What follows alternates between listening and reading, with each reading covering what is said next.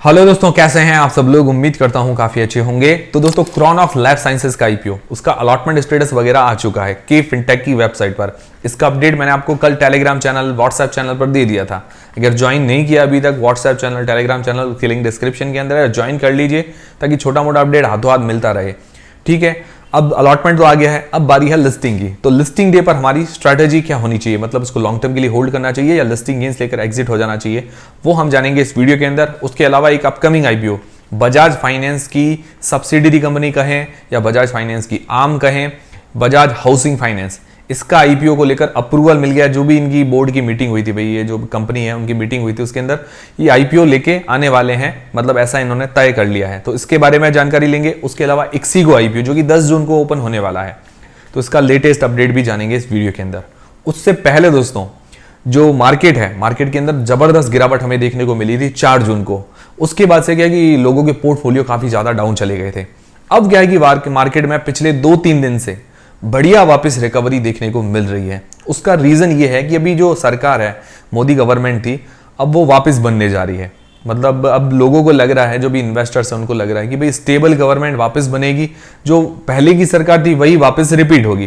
तो क्या कि पहले की योजनाएं जो चल रही है या पहले जो भी इन्होंने मतलब स्टॉक्स वगैरह कंपनीज को जो फायदा दे रखा है, तो वो कंटिन्यू रहेगा। तो कंटिन्यू रहेगा तो इससे क्या है कि स्टेबिलिटी बनी रहेगी और विश्वास वापस आएगा। तो बड़े इन्वेस्टर्स जो कहें, एंकर इन्वेस्टर्स हैं या एफआईआईज हैं, डीआईआईज हैं, तो वो वापस इन्वेस्टमेंट करना शुरू करेंगे, जिससे कि मार्केट में वापस रिकवरी हमें देखने को मिल रही है। और हाँ, ये गवर्नमेंट बननी भी चाहिए क्योंकि मार्केट में वापस स्टेबिलिटी भी चाहिए। अब देखिए 4 जून, मुझे ऐसा लगता है कि 4 जून आखिरी मौका था लोगों के पास। मतलब 4 जून आखिरी मौका था कि भाई शेयर खरीदारी करने का।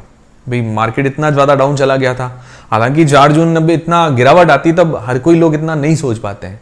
भाई कोई नया लोग होगा तो वो नहीं सोच पाएगा कि भाई मुझे ऐसे लेना है, क्योंकि इतना गिरावट हो रही है तो लोगों को डर लगने लगता है कि आगे आने वाले टाइम में क्या होगा। भाई अगर मोदी गवर्नमेंट नहीं बनी या जो भी उनको असमंजस है वो बना रहता है, हर कोई नहीं खरीद पाता। 4 जून को वैसे मैंने शेयर्स खरीदे थे, मैंने आपको जानकारी भी दी थी क्योंकि देखिए हर कोई इस अपॉर्चुनिटी को पहचान नहीं पाता है। और कभी भी गिरावट हो, मैं हमको हमेशा कहता हूं, अगर आपके पास अच्छे स्टॉक्स हैं या आपकी नज़र में कोई अच्छे स्टॉक्स हैं तो उसको हमेशा खरीदना चाहिए। भाई गिरावट होती है, कोई 100 रुपए वाली चीज़ है 70 रुपए में, 80 रुपए में मिल रही होती, तो क्या नुकसान है, अच्छी बात है।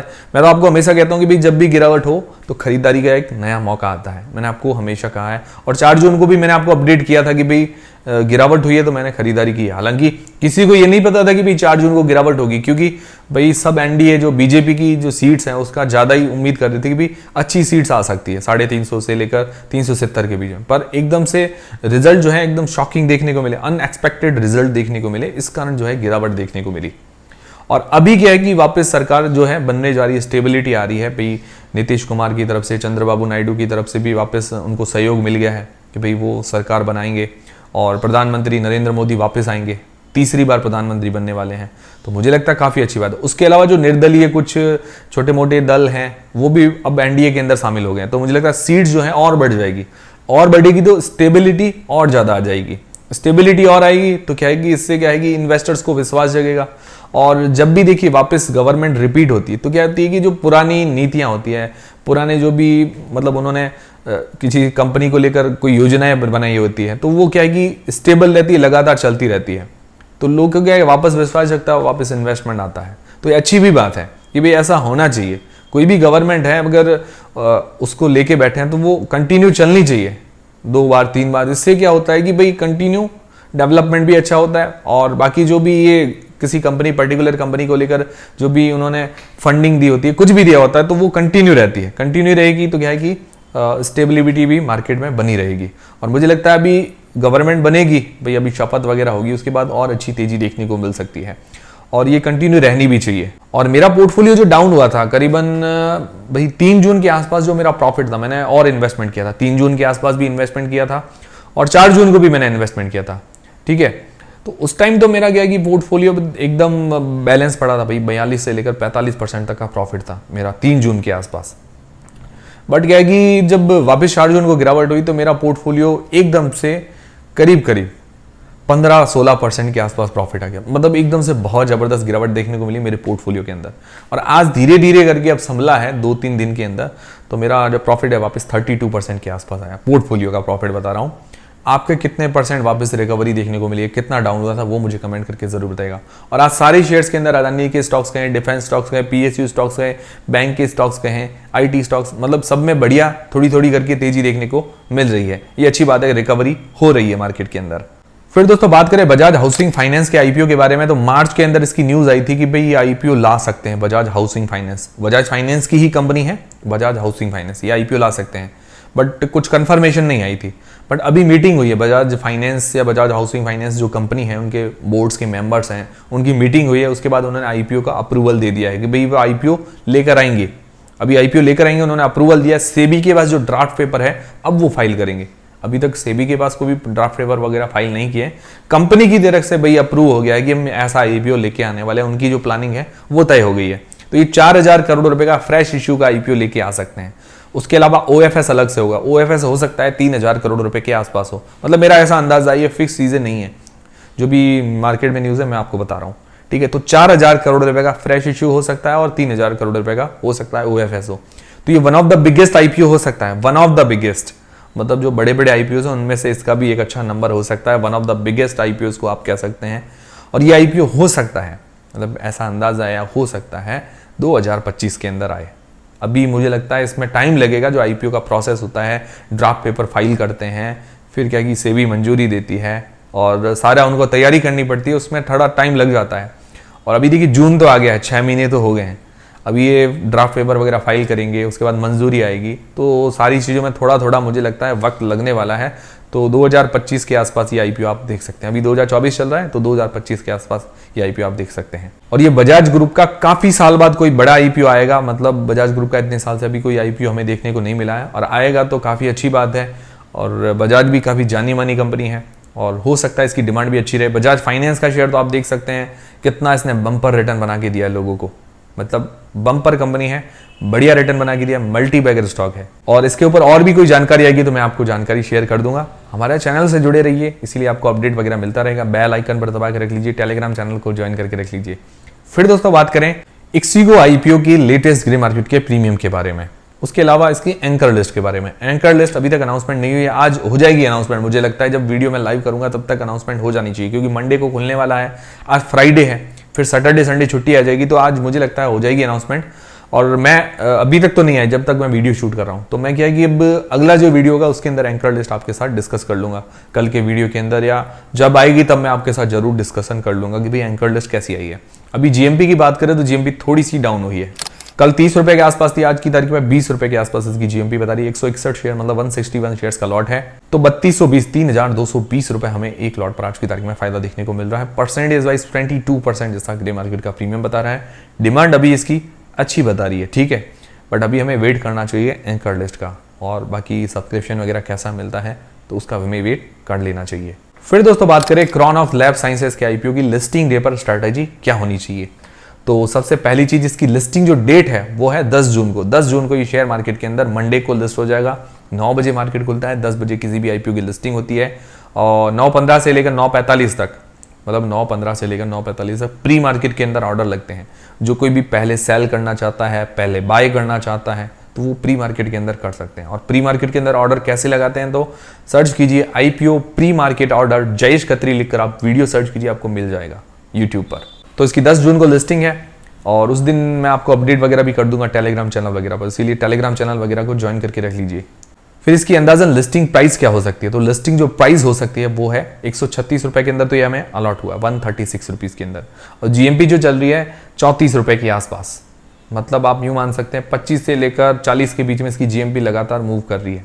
अभी हम 34 इसकी जीएमपी मान के चलते हैं, तो करीब करीब जीएमपी के अनुसार 170 रुपए के आसपास ये लिस्ट हो सकता है। लिस्टिंग प्राइस अंदाजन 170 रुपए के आसपास, अंदाजा बता रहा हूँ, फिक्स चीज नहीं है। और अगर हम रेंज लेके चले, मान लो ऊपर नीचे होता है, कोई फिक्स चीजें तो है नहीं कि भाई हमने कहा वो होना है या जीएमपी है जो होनी है, ऐसा तो है नहीं।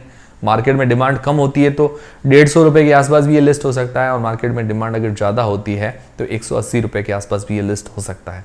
तो ऊपर नीचे थोड़ा बहुत हम मान के लेके चलते हैं, 150 से लेकर 180 के बीच में लिस्टिंग में देखने को मिल सकती है। एक अंदाजा बता रहा हूँ, ठीक है, फिक्स चीज़ें नहीं है। और इसकी डिफरेंट भी कुछ हो सकता है, लिस्टिंग वाले दिन कुछ भी हो सकता है, डिमांड ऊपर भी हो सकती है, नीचे भी हो सकती है, और ऐसा अंदाजा कि भी इसके आसपास लिस्ट हो जाना चाहिए। अब अंदाजन लिस्टिंग गेन्स हमें कितना मिल सकता है, तो 34 रुपए अगर जीएमपी चल रही है, 110 शेयर्स का लॉट है, तो 3740 रुपए जैसा एक लॉट पर फायदा देखने को मिल रहा है परसेंटेज वाइज। और थोड़ा बहुत रेंज के अंदर लेके चले तो मैंने आपको बताया 3000 से लेकर भाई 4500 के बीच में लिस्टिंग गेन्स देखने को मिल सकता है, ऐसा अंदाजा है। अब दोस्तों स्ट्रैटेजी क्या होनी चाहिए, उससे पहले आपके पास डीमेट अकाउंट नहीं है, बिल्कुल फ्री में डीमेट अकाउंट खुलवाने की लिंक डिस्क्रिप्शन के अंदर मिल जाएगी। तो स्ट्रैटेजी के लिए देखिए, कोई लोग तो लिस्टिंग गेन्स के लिए अप्लाई करते हैं, कोई लोग लॉन्ग टर्म के लिए अप्लाई करते हैं। तो लिस्टिंग गेन्स के लिए अगर आपने अप्लाई किया है तो यूं मान के चलिए कि भाई जो लिस्टिंग गेन्स मिल रहा है लेकर एग्जिट होना सबसे बढ़िया स्ट्रैटेजी है, ठीक है। और फिर भी अगर आप होल्ड करना चाहते हैं तो मुझे लगता है ज़्यादा दिक्कत वाली बात नहीं है। इसके लिए हम पॉजिटिव्स नेगेटिव्स देख लेते हैं। लॉन्ग टर्म के लिए क्या स्ट्रेटेजी होनी चाहिए, तो पॉजिटिव्स क्या है, पॉजिटिव्स का सेक्टर बढ़िया है, speciality chemicals, speciality fine chemicals बनाती है, प्योर फाइन केमिकल्स बनाती है, तो सेक्टर अच्छा है, डिमांडिंग सेक्टर है और फ्यूचरिस्टिक सेक्टर है, इसकी डिमांड अच्छी रह सकती है। बाकी फाइनेंशियली काफ़ी स्ट्रांग है, मतलब रेवेन्यू प्रॉफिट के अंदर बहुत अच्छी ग्रोथ है, छोटी कंपनी है बट ग्रोथ वगैरह अच्छी है इसकी, फंडामेंटली स्ट्रांग है, आरओई आरओसी वगैरह बढ़िया है, return on equity return on capital employed बढ़िया है, वैल्यूएशंस देखें तो वैल्यूएशंस भी ठीक है, मतलब अपने जो भी कंपटीटर्स हैं उनसे वैल्यूएशंस भी इसकी अच्छी है, उस हिसाब से ग्रोथ वगैरह भी अच्छी है इसकी। बाकी अगर इसके प्रॉफिट मार्जिन्स देखें, मार्जिन्स भी ठीक है, 20% के आसपास बहुत बढ़िया मार्जिन्स है। ओवरऑल इसको सब्सक्रिप्शन भी अच्छा मिला है, QIBs वगैरह से आखिरी दिन बढ़िया सब्सक्रिप्शन देखने को मिला है, तो ये भी अच्छी बात है। तो पॉजिटिव्स ज़्यादा है। अगर नेगेटिव्स की बात करें तो देखिए सेक्टर तो बहुत ही बढ़िया है पर इसके अंदर कंपटीशन भी उतना ही ज़्यादा है, बहुत सारी लिस्टेड अनलिस्टेड कंपनीज भी खूब है। तो इसको अगर अपनी ग्रोथ जारी रखनी है, भाई शेयर की डिमांड अगर अच्छी रखनी है, तो जो ये अभी ग्रोथ कर रही है जिस हिसाब से रेवेन्यू प्रॉफिट के अंदर, वैसी ग्रोथ इसको जारी रखनी पड़ेगी, अपना बिजनेस और एक्सपेंड करते रहना पड़ेगा, तब क्या है कि मार्केट में टिक पाएगी, तो शेयर मार्केट के अंदर, ठीक है। तो ये चीज़ है। दूसरा नेगेटिव ये है कि पूरा का पूरा OFS है। OFS है तो एक नेगेटिव चीज़, पर कंपनी को अगर देखें तो ओवरऑल कंपनी को विशेष पैसों की ज़रूरत लग नहीं रही, मतलब कैश रिच कंपनी है ऐसा तो नज़र आ रहा है। बट हाँ, थोड़ा बहुत क्या है कि फ्रेश इश्यू होता है, कंपनी की ग्रोथ के लिए पैसा काम में लेना चाहिए अगर IPO लेके आ रहे हैं तो। फिर तीसरा नेगेटिव है कि एंकर लिस्ट ठीक ठाक आई है, एंकर लिस्ट में कोई बड़े म्यूचुअल फंड्स हैं या कोई बड़े FII शामिल नहीं है। हालांकि एंकर लिस्ट छोटी है, मतलब जो इसका इश्यू साइज छोटा है, इस कारण हो सकता है बड़े एंकर ना आए हो, बट कुछ एक दो नाम तो होने चाहिए अच्छे, जिससे क्या है कि एंकर लिस्ट अच्छी लगे थोड़ी। तो ये कुछ नेगेटिव्स हैं, बट विशेष ओवरऑल देखा जाए तो कंपनी ओवरऑल अच्छी नज़र आ रही है, लॉन्ग टर्म के हिसाब से ठीक नज़र आ रही है।